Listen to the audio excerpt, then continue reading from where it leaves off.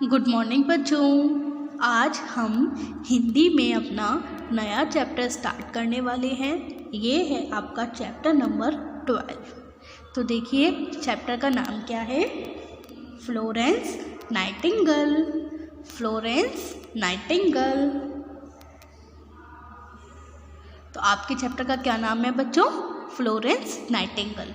आज हम इनके बारे में पढ़ेंगे। ओके बच्चों, तो जल्दी से आप लोग भी अपनी अपनी बुक निकाल लीजिए और पेज नंबर 89 ओपन कर लीजिए। तो आप लोग भी मेरे साथ रीड कर सकते हैं। तो चलिए स्टार्ट करते हैं अपने नए चैप्टर फ्लोरेंस नाइटिंगेल को पढ़ना। तो देखिए बच्चों, ये है आपका चैप्टर नंबर 12 फ्लोरेंस नाइटिंगेल। पता है आपको ये कैसी महिला थी? देखिए फ्लोरेंस नाइटिंगेल ऐसी महिला थी जिन्होंने अपना सुख संपत्ति जीवन त्याग कर दूसरों की मदद की, दूसरों की सहायता करी। यानी कि इनके पास सब कुछ था, ये बहुत रिच फैमिली से थी। ओके, पर इन्होंने सब कुछ त्याग दिया और दूसरों की मदद करने के लिए क्या की? दूसरों की मदद की, सहायता की उनकी। ओके, तो अब हम इनके बारे में पढ़ें। चलिए पढ़ते हैं क्या लिखा है। एक अनोखा जीवन जीने वाली फ्लोरेंस नाइटिंगेल का जन्म इटली के फ्लोरेंस नगर में हुआ। देखिए, एक अनोखा जीवन जीने वाली फ्लोरेंस नाइटिंगेल का जन्म कहाँ हुआ बच्चों? इटली में। तो आप यहाँ अंडरलाइन करिए, ये इम्पोर्टेंट है। इनका जन्म कहाँ हुआ? इटली में। और इटली के कौन से नगर में हुआ? फ्लोरेंस। कौन से नगर में हुआ? फ्लोरेंस। उनके माता पिता इंग्लैंड के धनी परिवार से थे। मैंने बताया था ना कि वे बहुत रिच फैमिली से थी, यानी कि धनी। धनी को हम क्या बोलते हैं? रिच। तो उनके जो माता पिता थे वह इंग्लैंड के धनी परिवार से थे। फ्लोरेंस के जन्म के समय उनके माता पिता इटली का भ्रमण कर रहे थे, इसलिए उनका नाम उस शहर के नाम पर रख दिया। देखिए, उनके माता पिता कहाँ के थे? इंग्लैंड के। पर उनके जन्म के समय, यानी कि फ्लोरेंस नाइटिंगेल के जन्म के समय वह इटली का भ्रमण, यानी कि इटली को क्या कर रहे थे? घूम रहे थे इटली में। जैसे हम लोग घूमने जाते हैं ना कहीं भी, तो उनके माता पिता इटली में घूम रहे थे और तभी उनका जन्म, यानी कि फ्लोरेंस नाइटिंगेल का जन्म फ्लोरेंस नगर में हुआ। इटली के फ्लोरेंस नगर में हुआ। इसलिए उनका नाम उस शहर के नाम पर रख दिया। यानी कि जब उनके माता पिता इटली का भ्रमण कर रहे थे तब उनका जन्म हुआ। कहाँ पर? इटली के फ्लोरेंस नगर में। तो इसलिए उनका नाम उस शहर के नाम पर रख दिया। तभी तो हम बुलाते हैं ना फ्लोरेंस नाइटिंगेल। तो देखिए, जो फ्लोरेंस है वह इटली के एक नगर का नाम है। ओके, अब इनका जन्म हुआ कब? ये देखिए, 12 मई यानी कि 12 मई 1820 में जन्मी फ्लोरेंस नाइटिंगेल इंग्लैंड के डार्लिशायर में पली बड़ी। यानी कि इनका जन्म कब हुआ? 12 मई 1820, 12 मई 1820, 12 मई 1820, 12 मई 1820 में इनका जन्म हुआ और ये इंग्लैंड के डार्लिशायर में पली बड़ी। ओके, कितना आपको समझ में आ गया? आगे बढ़े। चलिए आगे बढ़ते हैं।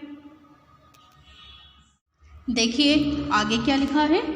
बचपन से ही उस लड़की में दुखी इंसानों और जानवरों की सेवा करने की प्रबल इच्छा थी। देखिए, बचपन से ही फ्लोरेंस नाइटिंगेल में जो दुखी इंसान हैं और जानवरों की सेवा करने की प्रबल का मतलब बहुत मजबूत इच्छा थी कि उसे इन दुखी इंसानों की मदद करनी है, जानवरों की मदद करनी है। ओके, एक बार एक कुत्ते की टांग टूट गई। देखिए एक बार क्या हुआ, एक बार एक कुत्ते की टांग टूट गई। बेजुबान कुत्ते पर उन्हें अत्यंत दया आई और उन्होंने उसकी टूटी टांग पर पट्टी बांध दी। कुछ ही दिनों में कुत्ता चलने फिरने लगा। देखिए क्या हुआ, जो फ्लोरेंस नाइटिंगेल थी उन्हें दुखी इंसानों और जानवरों की सेवा करनी थी, है ना। तो एक बार क्या हुआ, एक कुत्ते की टांग टूट गई और वह उस कुत्ते को देखकर अत्यंत क्या हुई, उनके अंदर दया आ गई। तो उन्होंने क्या किया, उसकी टूटी टांग पर पट्टी बांध दी और कुछ ही दिनों में वह चलने फिरने लगा। आगे बढ़ते हैं। फ्लोरेंस नाइटिंगेल ने साहित्य, संगीत और चित्रकला में उच्च शिक्षा प्राप्त की। फ्लोरेंस नाइटिंगेल ने म्यूजिक, ड्राइंग, साहित्य मतलब वह बहुत होशियार थी, उन्होंने उच्च शिक्षा प्राप्त कर ली थी। उस समय के धनी वर्ग में इतनी शिक्षित महिला एक संपन्न परिवार में सुख शांति का जीवन जी सकती थी। मतलब उस समय में इतनी धनी वर्ग यानी रिच फैमिली की शिक्षित महिला संपन्न परिवार यानी कि अच्छे परिवार में सुख शांति का जीवन जी सकती थी। लेकिन उन्होंने क्या किया, उन्होंने नर्स बनने की इच्छा प्रकट की। उन्होंने कहा अपने मम्मी पापा से कि मुझे नर्स बनना है। तो उनके माता पिता ने इसका विरोध किया, मतलब उन्होंने इस चीज़ से मना कर दिया, क्योंकि उस समय अस्पतालों की स्थिति बड़ी दयनीय थी। मतलब उस समय अस्पताल बहुत गंदे थे, ठीक है, वे बहुत घुटन भरे, मतलब बहुत गंदे घुटन से भरे हुए थे। यहाँ तक कि प्रशिक्षित नर्सें भी नहीं होती थी, यानी कि वहाँ पर शिक्षित नर्सें भी नहीं होती थी। परंतु फ्लोरेंस नाइटिंगेल तो अपनी धनु की पक्की थी। वे लंदन से जर्मनी के नगर केशरजोर गईं। वहाँ उन्होंने 6 महीने तक नर्सिंग विद्या का प्रशिक्षण किया। देखिए क्या हुआ, उनको नर्स बनना था, पर उनके माता पिता ने इस चीज़ का विरोध किया कि जो अस्पताल है वहाँ की स्थिति बहुत ख़राब है, ठीक है। पर उन्होंने क्या किया, उन्होंने नर्स की शिक्षा प्राप्त करने के लिए वे लंदन से जर्मनी के नगर केशरजोर गई और वहाँ उन्होंने 6 महीने तक नर्सिंग विद्या का प्रशिक्षण किया। वहाँ से वे फ्रांस गईं और फ्रांस में उन्होंने एक नर्सिंग ट्रेनिंग स्कूल खोल दिया।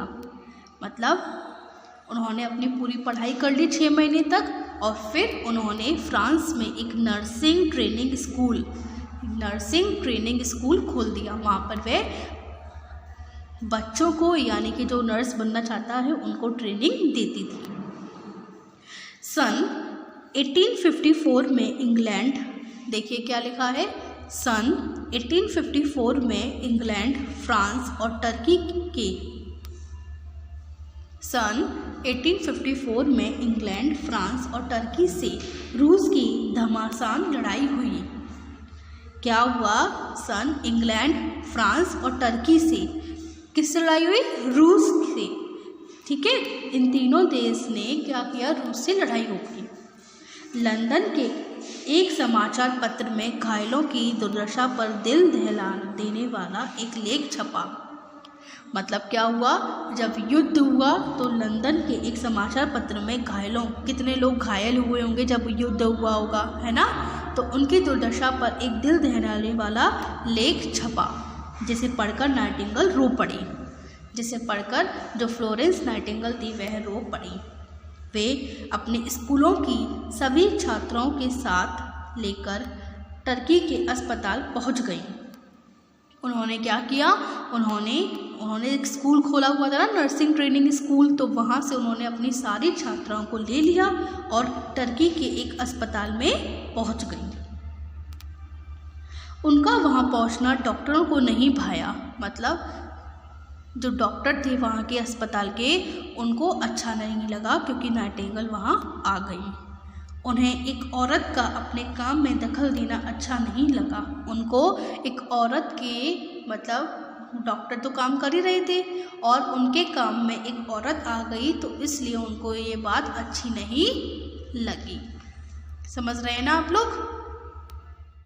परंतु इसकी परवाह न करते हुए उन्होंने अपने साथियों की सहायता से घायलों के कपड़े बदले, गंदे कपड़ों को धोया और सहानुभूति के साथ उनकी मरम्मत पट्टी की। मतलब परंतु इतनी सारी बातों की परवाह ना करते हुए उन्होंने अपनी सहायताओं की, जो साथी अपने साथ लेकर आई थी, छात्राओं को लेकर आई थी, उसकी सहायता से घायलों के कपड़े बदले और गंदे कपड़ों को धोया और उनकी क्या की, मरहम पट्टी की। भोजन एवं दवाओं का भी प्रबंध किया। उन्होंने क्या किया, भोजन और दवाओं का भी प्रबंध किया। लगभग 2 वर्ष तक युद्ध चला। मतलब जो युद्ध हुआ था रूस और उनके बीच में, वो कब तक चला, 2 वर्ष तक। तो इस बीच अस्पतालों का सारा प्रबंध फ्लोरेंस नाइटिंगेल के हाथ में रहा। तो इस बीच जो फ्लोरेंस नाइटिंगेल थी उन्होंने ही उस अस्पताल का सारा प्रबंध संभाला। घायलों की उन्होंने लगन से सेवा की। जो भी लोग घायल हो रहे थे उन्होंने, जो फ्लोरेंस नाइटिंगेल थी उन्होंने उन घायलों की बहुत लगन से सेवा की। अस्पतालों की सफाई की और विशेष ध्यान दिया। मरीजों को पौष्टिक आहार और उपलब्ध कराया, यानी कि मरीजों को जो पौष्टिक आहार होता है वो उपलब्ध करवाया। ओके बच्चों, आगे बढ़े, चलिए देखिए आगे बढ़ते हैं और फिर पढ़ते हैं। रात्रि को लैंप लेकर जब वे घायलों को देखने जाती तो घायलों को आधा दुख समाप्त हो जाता था। यानी कि रात में जब वे लैंप लेकर घायलों को देखने जाती थी तो जो घायल थे उनका आधा दुख समाप्त हो जाता था। इसी कारण वे लेडी विद द लैंप, यानी कि लैंप वाली महिला के नाम से विख्यात हुई। तन मन से घायलों की सेवा करते करते वे स्वयं इतनी गंभीर बीमारी से ग्रस्त हो गई, अपने अंतिम समय तक बिस्तर से नहीं उठ पाईं। यानी कि क्या हुआ, वह इन सब की सेवा करते करते क्या हुआ, उनको एक बीमारी हो गई, यानी कि वह भी एक बीमारी से ग्रस्त हो गई। उनका अंतिम समय चल रहा था और अपने अंतिम समय तक बिस्तर से नहीं उठ पाईं और सन 1910 में उनका निधन हो गया। तो मतलब जो फ्लोरेंस नाइटिंगेल थी उनको क्या बुलाते थे, lady with the lamp, lady with the lamp. Okay, और उनको एक बीमारी हो गई थी जिससे उनकी मृत्यु यानी कि उनका निधन हो गया था। कब हुआ था, सन 1910 में। बीमारी के कारण अशक्त होने पर भी नाइटिंगेल ने नर्सिंग परीक्षण के स्तर को बनाए रखने के प्रयास जारी रखे। यानी कि बीमारी भी थी उनको, पर फिर भी उन्होंने नर्सिंग परीक्षण के स्तर को बनाए रखने के प्रयास जारी रखे। ओके बच्चों, आगे बढ़ते हैं। सन 1860 में उन्होंने एक नर्सिंग प्रशिक्षण केंद्र की स्थापना की, जो आज भी नर्सिंग प्रशिक्षण का आदर्श माना जाता है। यानी कि उन्होंने 1860 में एक नर्सिंग प्रशिक्षण केंद्र खोला, जो आज भी नर्सिंग प्रशिक्षण केंद्र का आदर्श माना जाता है। वे बीमारों की सेवा में विशेषज्ञ मानी जाती थी, इसलिए अमेरिका में सिविल वॉर के समय वहां के घायल सिपाहियों की सेवा के लिए उनसे सलाह मांगी गई। देखिए, वे बीमारों की सेवा की मतलब बहुत अच्छी डॉक्टर मानी जाती थी, इसलिए अमेरिका के जब सिविल वॉर हुआ था तब वहाँ पर जो घायल सिपाही हुए थे तो उनके लिए उन्होंने सलाह मांगी गई थी उनसे। ओके, क्या हुआ था, सन 1860 में उन्होंने एक नर्सिंग प्रशिक्षण केंद्र खोला था और वह आज भी नर्सिंग प्रशिक्षण केंद्र का आदर्श माना जाता है और वह बीमारों की सेवा की विशेषज्ञ मानी जाती है। इसलिए अमेरिका में जब सिविल वॉर हुआ था तब वहाँ के जो घायल सिपाही थे तो उनकी सेवा के लिए उनसे सलाह मांगी गई थी। वे पहली महिला थी जिन्हें लंदन में कौन सा अवार्ड मिला था, order of merit. Order of merit से सम्मानित किया गया। वे पहली महिला थी जिन्हें लंदन में ऑर्डर ऑफ मेरिट से सम्मानित किया गया। सन